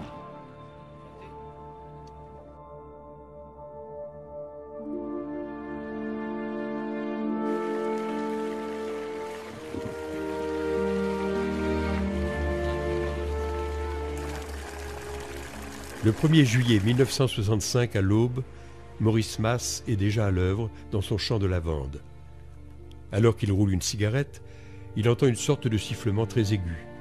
Face à lui, un engin en forme de ballon de rugby est posé sur un axe central, enfoui dans le sol. Aujourd'hui, Maurice Mas n'est plus de ce monde. C'est son ami de toujours, Maurice Chassepoul, qui nous conte cet événement hallucinant. Et là, qu'est-ce qu'il voit? Il voit un genre comme une dauphine, là, une grande dauphine, une grande voiture, avec 3 pieds et un pied central. Un petit bonhomme qui était penché sur les lavandes, qui était en train de regarder, et un autre devant, qui était devant ce qu'on appellera une soucoupe volante. Il s'approche, et dès qu'il s'approche, bien sûr, celui qui était penché le voit, appelle son copain, et à ce moment-là, ils sortent de leur poche un genre de tuyau long comme ça, et il le braque sur Maurice. Et à ce moment-là, il est carrément pétrifié. Il est tétanisé, pétrifié, il ne peut plus bouger. Il voit tout, il entend tout. Voilà un peu comment ça s'est passé, comment l'histoire s'est passée. Bon, après, il dit que les bonshommes sont remontés dans genre comme un volet, ça se soulevait comme un volet. La soucoupe s'est soulevée environ d'1 mètre. Les réacteurs, enfin, dessous, ça a commencé à bouger, mais avec un bruit pas très fort. Et en l'espace de quelques secondes, ça est parti du côté de Manosque, et ça a disparu. Mais à une vitesse exceptionnelle. Et l'endroit où la soucoupe a passé, toutes les lavandes étaient brûlées. Alors effectivement, d'après vous, est-ce qu'il y a eu une soucoupe volante à Valençol? Moi je crois, parce que d'après les empreintes qui se sont produites sur le terrain de M. Mas, effectivement un engin s'est posé là-dessus. Les empreintes sont très visibles? Sont très visibles, oui. Et ce n'est pas quelque chose qui peut être fait par des amateurs? Non, par aucun appareil connu, je crois pas. Et est-ce que M. Mas est une personne qui s'amuse à faire des blagues de temps en temps? Non, moi, là j'ai eu l'impression que vraiment il a dit la vérité, parce que vraiment il était un peu émotionné de l'engin qu'il avait vu. Depuis la plus haute antiquité, d'Hérodote à Tite-Live, de Platon à Cicéron, depuis Fontenelle et le siècle des Lumières, les écrits ont laissé les traces de l'ampleur du phénomène. Il en est de même pour les textes sacrés. Eh bien, on pourrait commencer par la Bible, ça paraît en quelque sorte normal. Alors que nous dit Ézéchiel? Il nous dit qu'il voit d'abord venir du nord un grand vent, une nuée, une tempête, ensuite un nuage qui semble contenir des éclairs, des formes lumineuses, et il parle même, au fond, de quelque chose qui ressemble à du métal chauffé, en plein feu, dit-il. Là, on aurait presque l'image moderne de l'apparition d'un ovni. Chez les anciens grecs et romains, il est question de boucliers volants. Et là aussi, ça devient beaucoup plus intéressant, et je dirais, nous cernons notre sujet. Pourquoi? Parce que la description qu'ils font de ces boucliers rappelle tout à fait les ovnis. En voici la raison. À notre époque, un objet courant, c'est une assiette, une soucoupe, voire une saucière. Pour les anciens, le bouclier était un objet tout à fait courant. C'était l'arme de défense numéro 1. Comment étaient les boucliers grecs de l'époque de Périclès ou d'Alexandre, ou les boucliers même de la première Rome et de la cavalerie romaine? Ils étaient ronds, ils étaient circulaires, ils étaient bombés.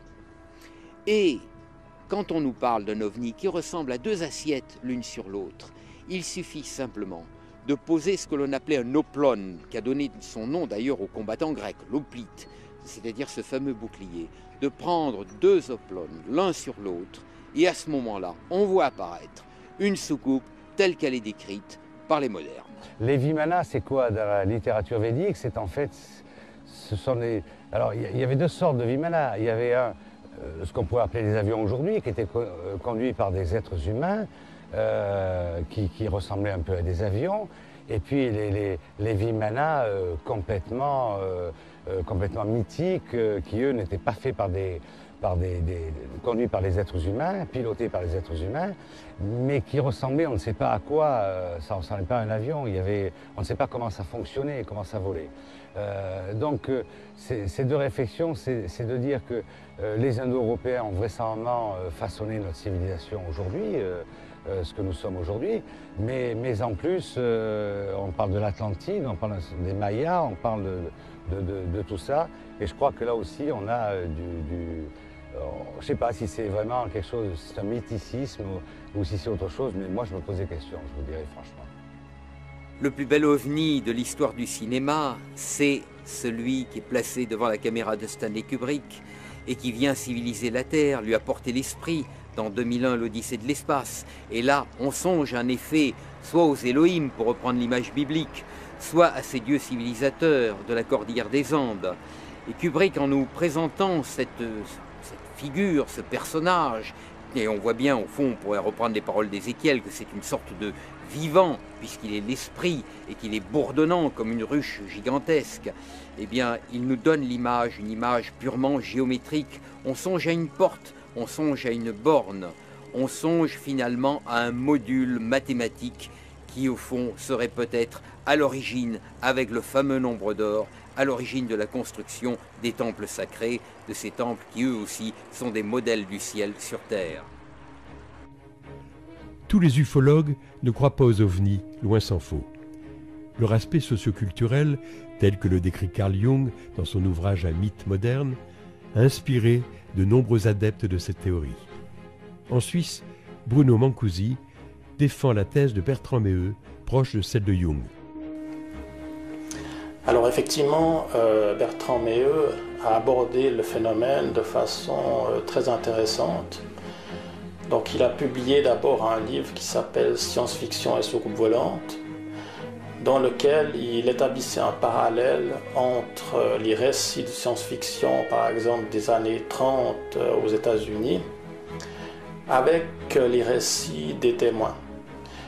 Et il a retrouvé un parallèle assez stupéfiant entre ces romans de science-fiction et les récits des témoins.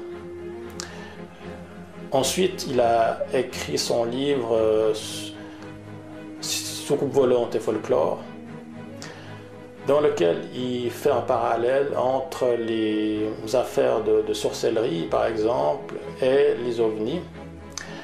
Alors, il trouve que, par exemple, les rondes sorcières se retrouvent dans les traces d'ovnis, la marque du diable sur la sorcière se retrouve aussi sur les témoins d'ovnis, avec notamment les implants.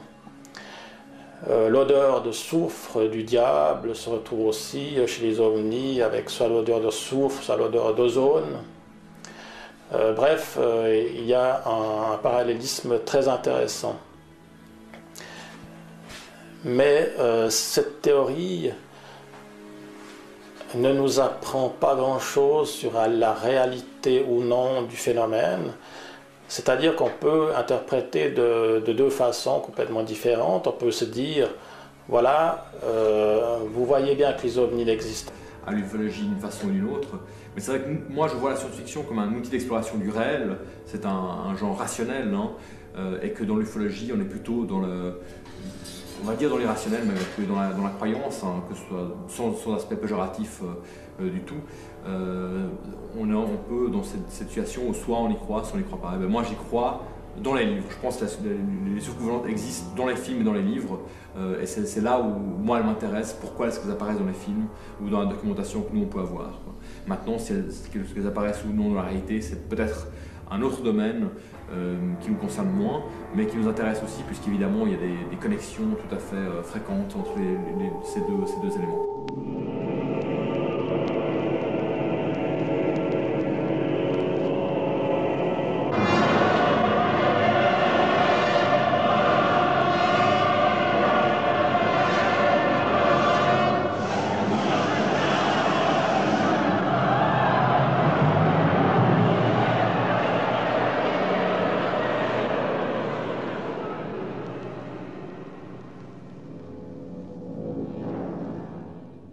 Il faut savoir déjà que les films d'extraterrestres sont essentiellement hollywoodiens. Donc moi, quand j'ai commencé à travailler sur cette question-là, il y a bien des films russes, hein, comme Aelita par exemple, mais c'est vrai que c'est un cinéma qui est essentiellement hollywoodien. Et ce qu'on s'aperçoit, alors c'est aussi la thèse d'un monsieur qui s'appelle Jean-Michel Valentin, qui a travaillé sur Hollywood, le pouvoir et le Pentagone, hein, et qui montre bien que en fait, ces films-là sont instrumentalisés. Ce sont un petit peu ce qu'on appelle, ce que Valentin en tout cas appelle, des films de sécurité nationale. Alors, il parle peu des films d'extraterrestres, des films d'OVNI dans son étude, mais c'est un petit peu le même processus. En fait, derrière, on retrouve un petit peu le macartisme, la peur de l'ennemi soviétique en l'occurrence, ennemi de l'intérieur, puisque très souvent, on le voit, c'est le cas dans Invaders from Mars, c'est le cas dans beaucoup d'autres, ça va être vraiment le schéma de beaucoup d'autres films jusqu'au très récent avec Nicole Kidman, Invasion, qui reprend le même thème. C'est l'ennemi ressemble à l'humain, il est caché parmi nous, donc c'est d'autant plus inquiétant et c'est d'autant plus difficile de le voir. Hein, c'est un ennemi qui est finalement très proche de l'humain. Oui, elle s'est adoucie avec notamment des films comme Rencontre du troisième type. En fait, ça commence un petit peu avec les années 70 et là, on est plus dans le discrédit de la politique américaine, de la chose politique aux États-Unis. Hein, ça suit le Vietnam, le Watergate, différentes affaires comme ça, qui ont tendance à faire que l'extraterrestre devient plus, en tout cas, digne de confiance que les politiques eux-mêmes. Alors on retrouve ça dans Le jour où la Terre s'arrêta, déjà dès les années 50, hein, où l'extraterrestre qui vient nous voir pour des raisons plus ou moins pacifiques, écologiques. Hein, c'est les discours qu'on retrouvait dans la bouche des contactés. Et qu'on retrouve, le cinéma finalement s'en fait l'écho. Avec les années 70, effectivement, même si on retrouvera dans les années 80-90 des grosses artilleries hollywoodiennes avec le thème de l'invasion, mais en tout cas, on a pour la première fois ce renversement de tendance où les extraterrestres sont soit à l'égal de Dieu, comme dans 2001 ou peut-être même dans Solaris par exemple, des sauveurs, des frères cosmiques dotés d'une grande sagesse, ou en tout cas des gens qui vont nous aider, ou qui nous ont peut-être déjà aidés au fil de notre évolution. C'est autant de thématiques qu'on retrouve dans beaucoup de films. Ce qui ressort en tout cas du phénomène OVNI, ça je pense que la plupart des gens qui ont étudié cette question-là sont à peu près d'accord aujourd'hui pour en arriver à cette conclusion. Il existe un résidu de cas, un reliquat assez court finalement, hein, peut-être entre 1 et 5%, peut-être même moins que ça, qui renvoie à quelque chose de profondément exotique. Après ça, on rentre un petit peu dans des querelles byzantines, dans des débats d'experts. Alors, est-ce que c'est finalement des objets, est-ce que ce sont des objets faits de nuts and bolts, comme disaient les Américains, c'est-à-dire tôle et boulons, est-ce que ce sont des objets purement matériels, des objets faits d'ingénierie, hein, des engins? Est-ce que ce sont des animaux? Est-ce que ce sont des hologrammes? Est-ce que ce sont des sondes assez frustres? Est-ce que ce sont des corps éthérés, comme certains le disent? Là, honnêtement, on n'a pas vraiment de réponse. Et en tout cas, les réponses que pourrait nous apporter la technologie, donc par exemple les éco-radars ou les choses comme ça, sont assez frustres. On a des cas où les observations laissent des éco-radars. On a des cas où ils n'en laissent pas, alors qu'ils sont vus, observés par des témoins fiables. C'est très très difficile de tirer des conclusions. En tout cas, ce qu'on sait, c'est que des gens comme Jean-Pierre Petit, par exemple, ont pu démontrer que des problèmes technologiques, comme par exemple le bang supersonique, hein, pouvaient être réglés. Donc la théorie de l'hypothèse extraterrestre dite au premier degré, c'est-à-dire des engins qui viendraient de l'extérieur, reste toujours valide.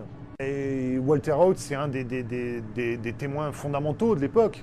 Donc c'est vrai que ce qu'il dit est particulièrement important. Lui, il va être très lié aussi à la divulgation de l'affaire dès ses origines, hein, au cover-up. Donc lui, ce dont il témoigne finalement, c'est d'une dissimulation. Hein. C'est ça qui est le plus important dans ce témoignage. C'est quand même quelqu'un qui a fait une belle carrière militaire.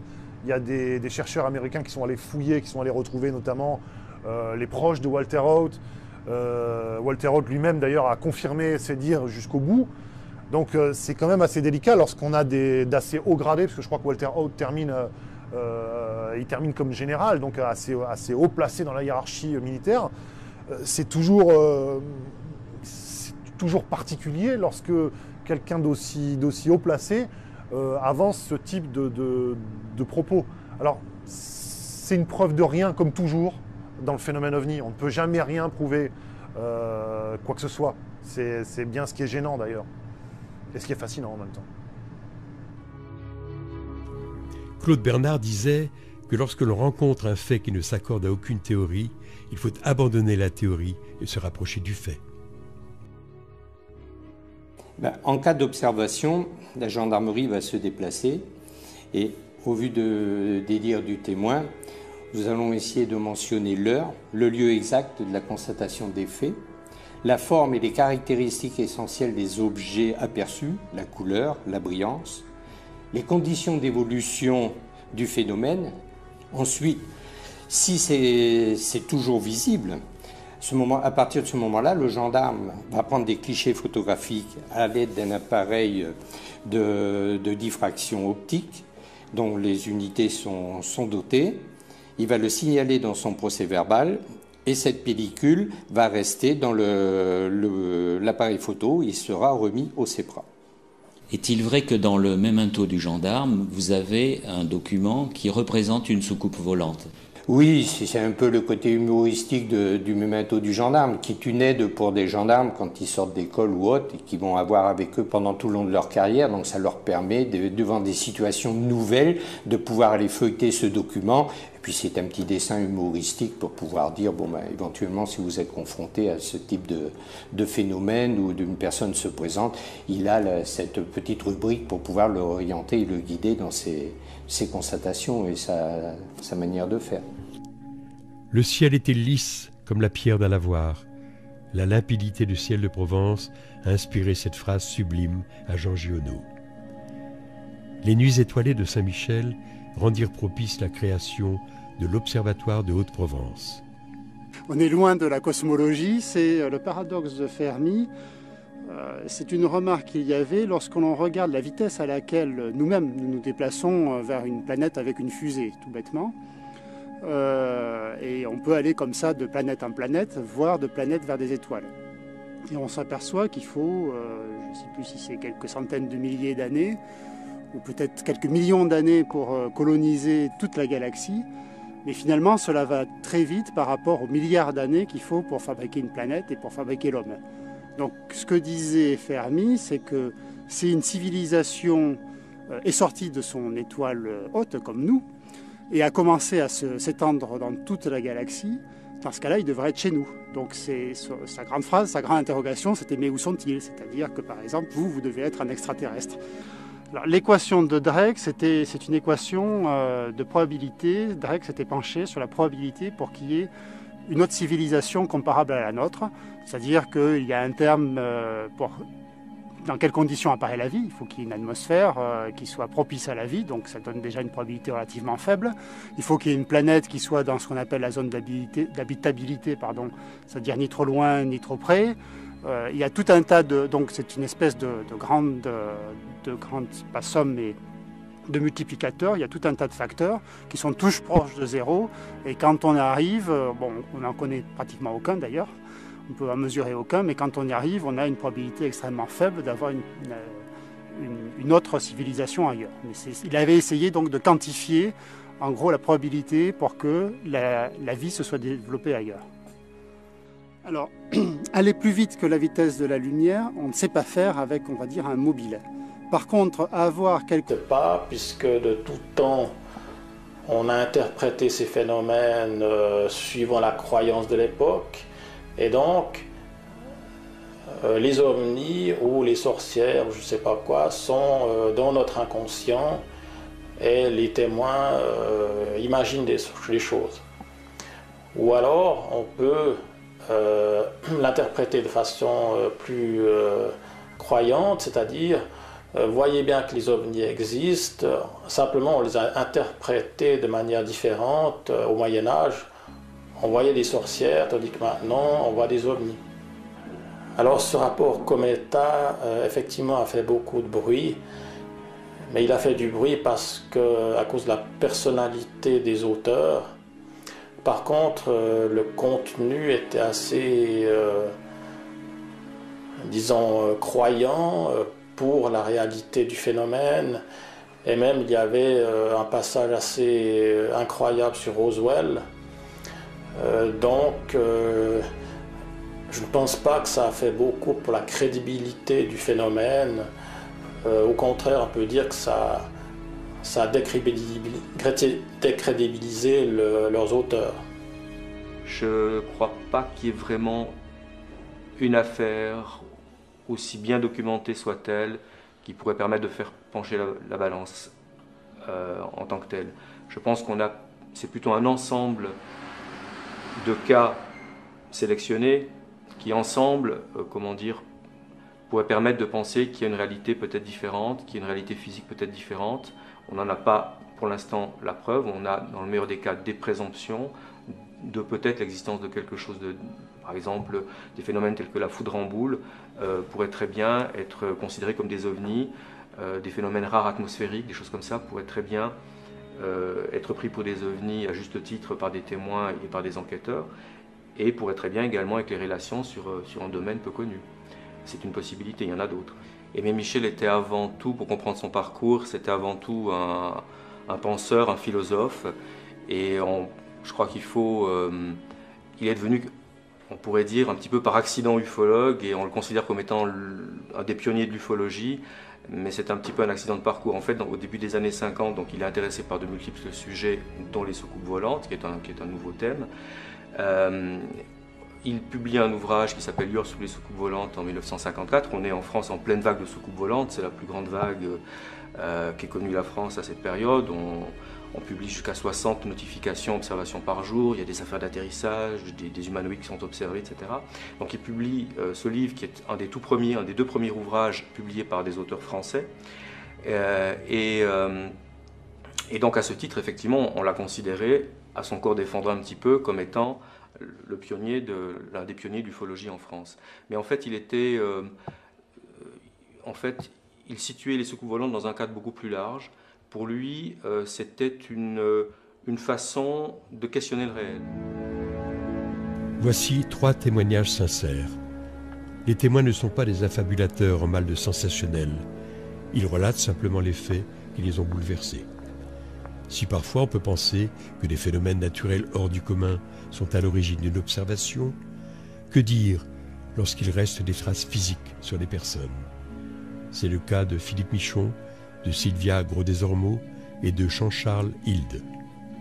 J'avais à peine pris mon virage, j'étais à une vitesse de 45 km/h, que j'ai vu arriver par l'autre route une sphère de lumière rouge venir à grande vitesse.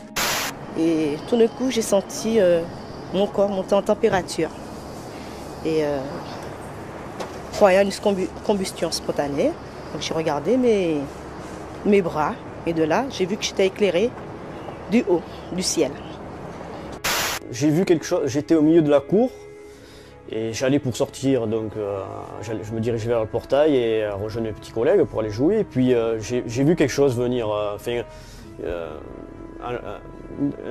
je sais pas, j'ai vu avec le temps, c'est assez vague, mais un losange. Et dans ce losange, il y avait un autre losange, jusqu'à ce qu'il, en venant vers moi, donc il devienne de plus en plus grand. La campagne, tout s'est illuminé dans une couleur rouge-orangé. Et là, j'ai eu une impression de chaleur qui se faisait derrière moi. Je me suis retourné. Et là, cette sphère de lumière était sur la banquette arrière du véhicule. Comme si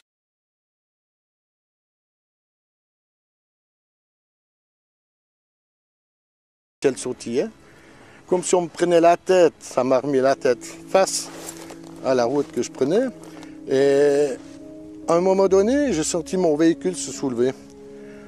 Par rapport au piquet que vous avez là, c'était environ une hauteur d'1 mètre.